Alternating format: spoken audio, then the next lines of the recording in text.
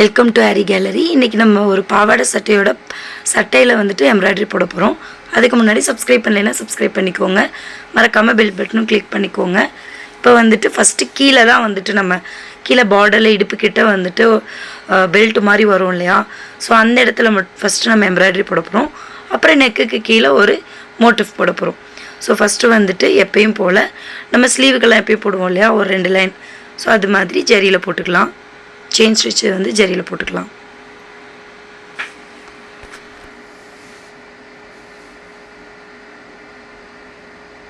So இது 2 line ஃபுல்லாக முடிச்சுட்டு காட்டுறேன். ஃபுல்லாக முடிச்சாச்சு. நெக்ஸ்ட்டு வந்து சுகர் பீட். நம்மளுக்கு வந்துட்டு ஒட்டியானோம் அப்படின்னா தனியாக வந்துட்டு கட்டணும். ஸோ அது வந்து குழந்தைங்களுக்கு கட்ட முடியாது. ஸோ இது பாவாடை சட்டையோடு வரும்போது பிள்ளைங்களுக்கு ரொம்ப அழகாக இருக்கும். இது ஸ்டிச் பண்ணி முடிக்கும்போது கீழே ஹேங்கிங்ஸும் கொடுத்துருவோம். ஸோ பார்க்குறதுக்கே ரொம்ப அழகாக இருக்கும். இந்த பீட் லைனும் ஃபுல்லாக முடிச்சுட்டு காட்டுறேன். Next stone chain. எப்பயுமே நான் வந்து சின்ன ஸ்டோன் செயின் தான் யூஸ் பண்ணுவேன். ஏன்னா பெருசு கொஞ்சம் அந்த ஸ்டோன்ஸ் எல்லாம் வந்துட்டு ரிமூவ் ஆகிடுது, ஸ்டோன் மட்டும் தனியாக விழுந்துருது. ஸோ அதனால் வந்துட்டு சின்னதே யூஸ் பண்ணிக்கோங்க நீங்களும். இது எப்பயும் போல தான் பட்டன் ஹோல் டைப்பில் தான் நம்ம ஸ்டிச் பண்ணிக்கிறோம்.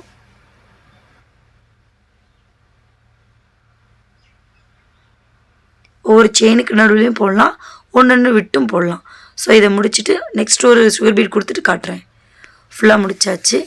நெக்ஸ்ட் வந்து ஃபிட்டிங் ஸ்டோன். ஸ்கொயர் டைப்பில் இருக்கிற ஃபிட்டிங் ஸ்டோன் வச்சுக்கலாம். கொஞ்சம் கேப் விட்டு அதாவது ஒரு நம்பர் 4 பீட் அளவுக்கு கேப் விட்டு பண்ணிக்கலாம். இது ஐ மெஷர் தான், இதை கவுண்ட் பண்ணி வைக்க முடியாது.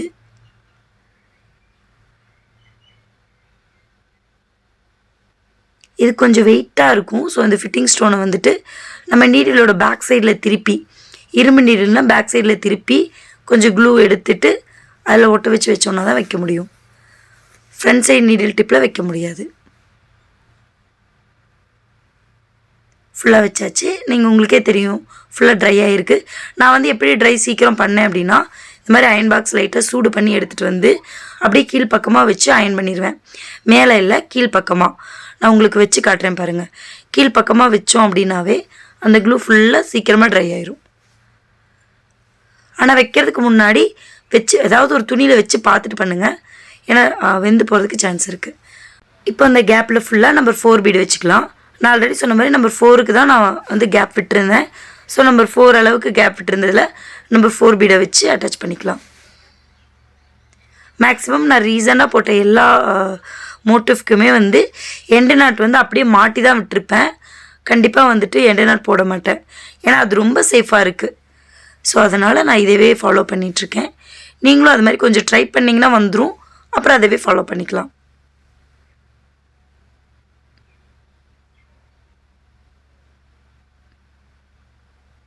ஒரு எக்ஸ்ட்ராவாக லாக் போட்டு எடுத்தால் அது மாட்டுறதுக்கு ரொம்ப ஈஸியாக இருக்குது.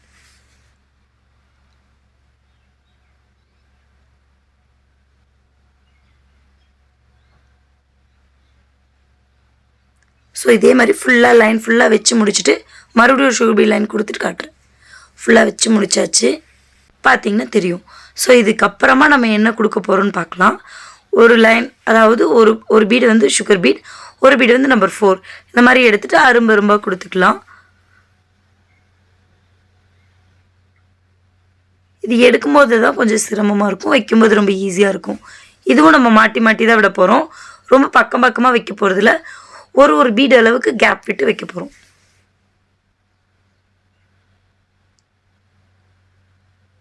அப்படியே சுகர் பீடில் மாட்டி விட்டுறலாம்.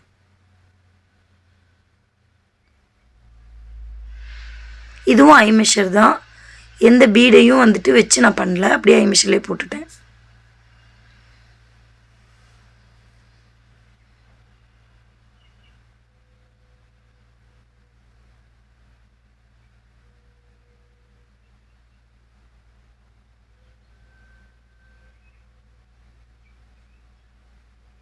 ஸோ இது ஃபுல்லாக முடிச்சுட்டு காட்டுறேன். இது ஃபுல்லாக முடிச்சாச்சு. நெக்ஸ்ட் வந்து மோட்டிவ்.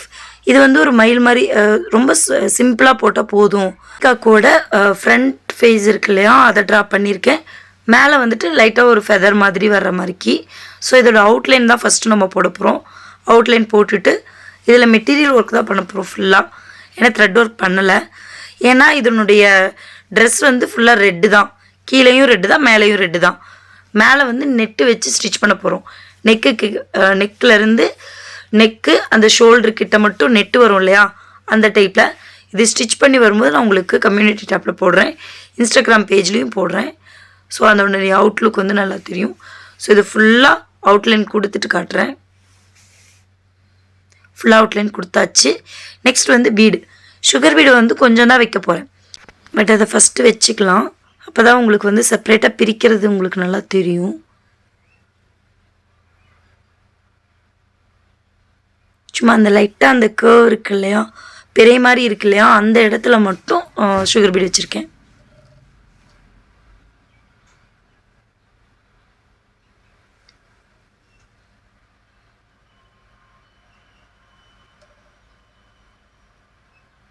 நெக்ஸ்ட்டு லெக்கில் காலையும் ஃபுல்லாக நம்ம பீடே வச்சுக்கலாம்.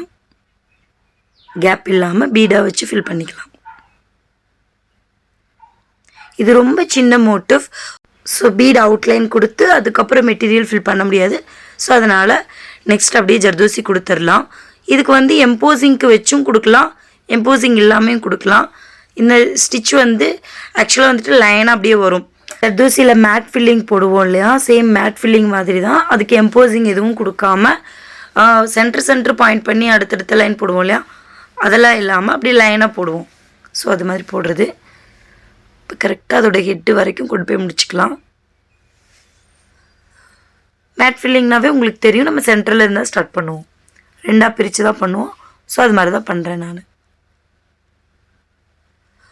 ஃபஸ்ட்டு ஜர்தோசி எங்கெல்லாம் பஞ்ச் பண்ணி எடுத்தோமோ அதே மாதிரி தான் செகண்ட் ஜர்தோசியும் பஞ்ச் பண்ணி எடுக்க போகிறோம். லாஸ்ட் வரைக்கும் ஒரே இடத்துல பஞ்ச் பண்ணி எடுக்கிறதுனால பார்க்குறதுக்கு அப்படியே ஒரே லைனாக தெரியும். ஸோ அதான் மேட் ஃபில்லிங்கோடைய பெனிஃபிட். இது நம்ம நீடில் அளவுக்கு தான் ஜர்தோசி எடுத்துருப்போம். கரெக்டாக ஹெட் பாயிண்ட்டுக்கு வரும்போது கொஞ்சம் நம்மளுக்கு பத்தாமல் இருக்கும். அப்போல்லாம் கொஞ்சம் குட்டி குட்டியாக கட் பண்ணி அட்டாச் பண்ணிக்கணும். அந்த இடத்துல முடிஞ்சதும் நம்ம எண்டு நாட் போட்டுக்கலாம். இல்லை அப்படியே அடுத்து வந்துட்டு ஒரு செயின் போட்டு அப்படியே கண்டினியூ பண்ணிக்கலாம். பட் செயின் போட்டால் கொஞ்சம் டிஃப்ரெண்ட்டாக தெரியும் அந்த த்ரெட்டு. ஸோ அதனால் அப்படியே கண்டினியூ பண்ணிக்கலாம்.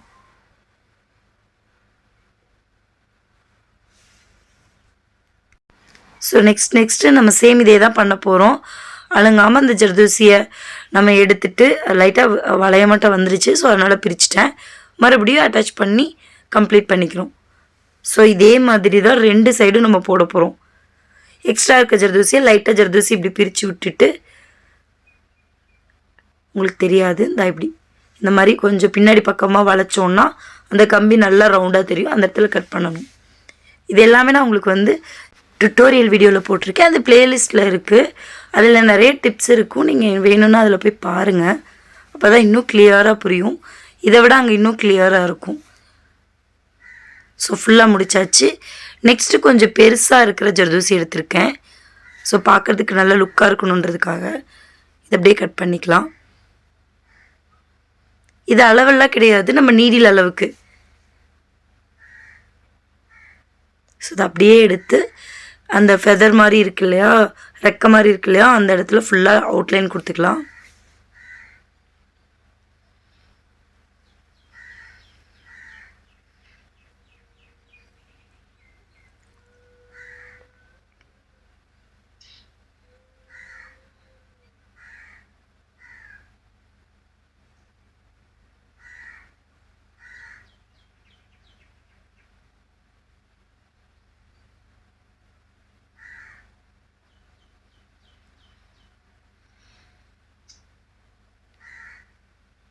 சும்மா அவுட்லைன் மாதிரி தான் கொடுக்க போகிறோம். ஏன்னா அதில் மட்டும் நம்ம வந்துட்டு ஜர்கான் ஸ்டோன்ஸ் வந்து ஃபிக்ஸ் பண்ண போகிறோம். ஸோ அதனால் பார்க்குறதுக்கு எம்போசிங்காக இருக்கும் ஜர்கான் ஸ்டோன்ஸு. ஸோ அதுக்காக அவுட்லைன் ஃபுல்லாக கொடுத்தா தான் அழகாக இருக்கும். இதில் வந்து ஒயிட்டும் ஜர்தோசி மட்டும்தான் யூஸ் பண்ண முடியும்.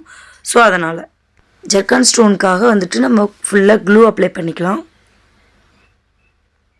இந்த மாதிரி ஜர்கான் ஸ்டோன் வைக்கும்போது ரொம்ப அழகாக இருக்கும், பிரைடாக தெரியும் அந்த மோட்டிவ். த்ரெட் எதுவுமே யூஸ் பண்ண முடியல அப்படிங்கும்போது இந்த மாதிரி ஜர்கான் ஸ்டோன்ஸ் எல்லாம் ஃபிக்ஸ் பண்ணோன்னா ரொம்ப அழகாக இருக்கும். ஒன்று ஒன்றா எடுத்து அழகாக நீட்டாக வச்சிடலாம். எவ்வளோ முடியுமோ அவ்வளோ நெருக்கமாக வைக்கணும். நேராக வைக்கணும். ரொம்ப குட்டியாக இருந்தால் பரவாயில்ல, இது வந்து கொஞ்சம் பெரிய சைஸ், அதாவது நம்ம ஸ்டோன் செயின் வச்சுருக்கோம் இல்லையா, அதை விட பெரிய சைஸ், அதோட ஒரு சைஸ் பெருசு.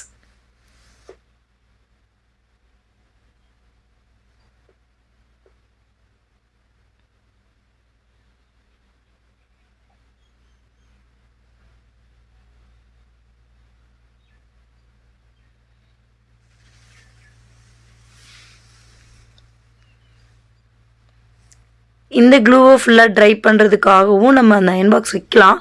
பட் இந்த க்ளூ வந்துட்டு காஞ்சதுக்கப்புறம் நம்ம எந்த வேலையும் செய்யணுன்ற அவசியம் இல்லை. ஸோ அதனால் அவசரமும் இல்லை, நம்ம வந்து பொறுமையாக ட்ரை ஆகட்டும்னு விட்டுட்டு நெக்ஸ்ட்டு ஃபெதர் அண்ட் மேலே இருக்கிற ஒர்க்கெல்லாம் நம்ம கம்ப்ளீட் பண்ணிக்கலாம். ஓகேங்களா? ஃபுல்லாக முடிச்சுட்டு காட்டுறேன். இந்த சைடும் வச்சாச்சு. நெக்ஸ்ட்டு நம்ம வந்துட்டு ஃபிட்டிங் ஸ்டோன், நம்ம வந்து கீழே ஒரு ஸ்கொயர் டைப்பில் வச்சுருக்கோம்ல, அதே மாதிரி திலகம் ஷேப்பில் ஒரு fitting stone. Maximum thread colours எதுவுமே யூஸ் பண்ணாமல் இந்த மாதிரி ஃபுல்லாக மெட்டீரியல் பேஸே யூஸ் பண்ணணும்னா இந்த மாதிரி ஃபிட்டிங் ஸ்டோன்ஸ் ஒயிட் கலர் ஜர்தூசிஸ்லையாவது டிஃப்ரெண்ட்டான ஜர்தூசிலாம் வச்சுக்கலாம். ஸோ இது ஃபுல்லாக க்ளூ வச்சுட்டு அதுக்கப்புறம் அப்படியே ஃபிட்டிங் ஸ்டோன் ஒன்றா எடுத்து வச்சிடலாம்.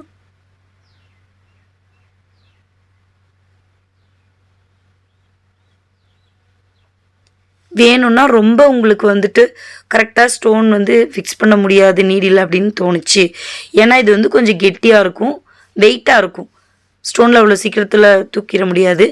ஸோ அதனால் இந்த மாதிரி கையிலேயே வச்சுக்கோங்க. இல்லை நான் வந்து நீடில் எடுப்பேன்னா இந்த மாதிரி பின்னாடி பக்கமாக திருப்பி நிறைய க்ளூ வச்சு எடுக்கணும்.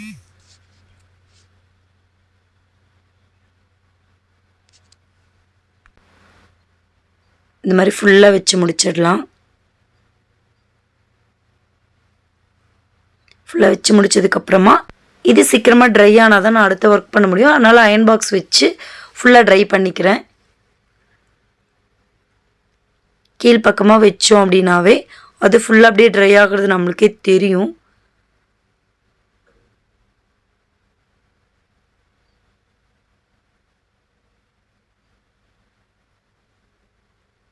ஒரு 2 மினிட்ஸ் அந்த மாதிரி வச்சாவே போதும், ஈஸியாக நம்மளுக்கு வந்து ட்ரை ஆகிடும். ட்ரை ஆனதுக்கப்புறமா நம்ம அடுத்தடுத்து ஒர்க்கை வந்துட்டு கம்ப்ளீட் பண்ணிக்கலாம். ஒரு 80% ட்ரை ஆனாவே போதும். அப்புறம் எடுத்துகிட்டு அந்த காற்று படப்பட ஈஸியாக நம்மளுக்கு அந்த சூடு ஆறும்போதே சேர்த்து அந்த க்ளூவும் காஞ்சிடும்.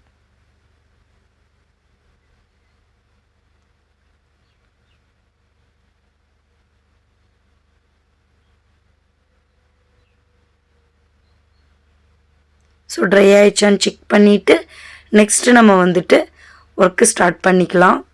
ஃபர்ஸ்ட் நான் வந்து இதுக்கு என்ன ஆப்டாக இருக்குன்னு பார்க்குறேன். இந்த ஜர்தூசி வந்து ஆப்டாக இருக்கான்னு பார்த்துட்டு, இல்லை பீட் ஆப்டாக இருந்துச்சுன்னா பீட் வச்சுக்கலாம். ஸோ ஃபஸ்ட்டு செக் பண்ணிக்கலாம் எது அந்த டிசைனுக்கு ஆப்டாக இருக்கோ, பார்க்குறதுக்கு லுக் நல்லாயிருக்கோ அதை நம்ம வந்துட்டு ஃபைனல் பண்ணிக்கலாம். ஜர்தூசி வச்சேன், பட் அந்தளவுக்கு லுக் கிடைக்கல. ஸோ அதனால் நம்ம பீடும் வச்சு பார்த்துக்கலாம்.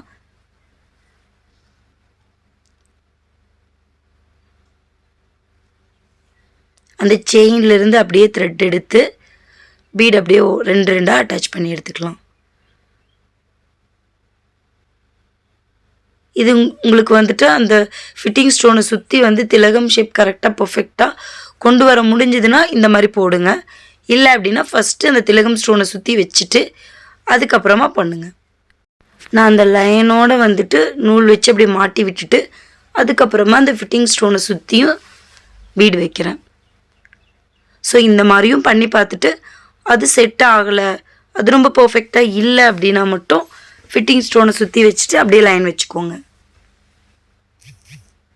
நம்ம எப்படி வச்சாலும் லுக் ஒரு மாதிரி தான் இருக்கும், பட் நம்மளுடைய பர்ஃபெக்ஷனுக்காக நம்ம சேஞ்ச் பண்ணிக்கலாம்.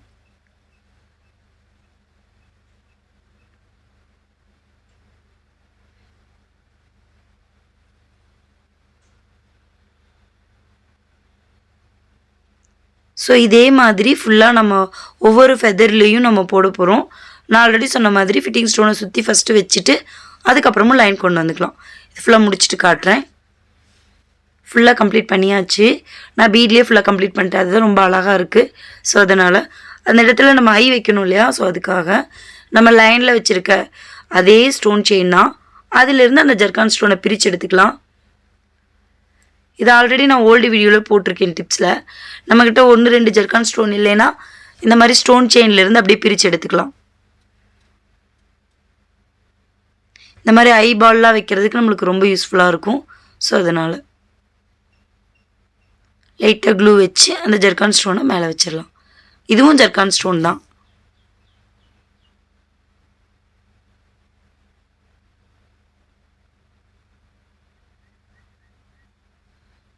நெக்ஸ்ட் வந்து ஓவரால் புட்டாஸ். நம்பர் 3 பீட் எடுத்திருக்கேன்.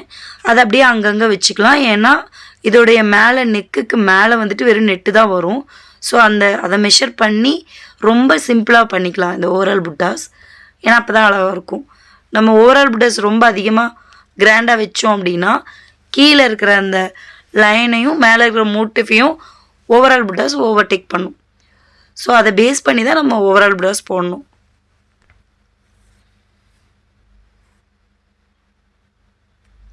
ஸோ இதை ஃபுல்லாக வச்சு முடிச்சுட்டு ஃபினிஷிங் லுக் காட்டுறேன். எல்லாம் முடிஞ்சு. இது வந்து ஒரு பட்டுப்பாவாடை சட்டை அப்படின்றதுனால உங்களுக்கு இந்த அளவுக்கு இருந்தாவே ரொம்ப கிராண்ட் லுக் கொடுக்கும். இதை விட மேலே வந்துட்டு நெட்டு வேறு வரும். ஸோ பார்க்குறதுக்கு அழகாக இருக்கும். ஸோ இதோட ஸ்டிச் பண்ணி வந்ததுக்கப்புறமா நான் உங்களுக்கு கண்டிப்பாக அவுட்லுக் காட்டுறேன். இன்ஸ்டாகிராம் பேஜ்லேயும் நான் உங்களுக்கு இது ஃபோட்டோ போடுறேன். ஸோ இதே மாதிரி நீங்களும் சும்மா ஸ்டிச் பண்ணி போடுறதுக்கு பதிலாக இந்த மாதிரி எம்ப்ராய்டரி போட்டு குழந்தைங்களுக்கு ஸ்டிச் பண்ணி கொடுங்க. பார்க்க ரொம்ப அழகாக இருக்கும். ஸோ இதுக்கு மேலே நெட்டு வரும், கீழே வந்துட்டு ஹேங்கிங்ஸ் வரும். இதே மாதிரி நீங்களும் ட்ரை பண்ணுங்கள். லைக் பண்ணுங்கள், ஷேர் பண்ணுங்கள், கமெண்ட் பண்ணுங்கள். மறக்காமல் சப்ஸ்கிரைப் பண்ணுங்கள். தேங்க்ஸ் ஃபார் வாட்சிங்.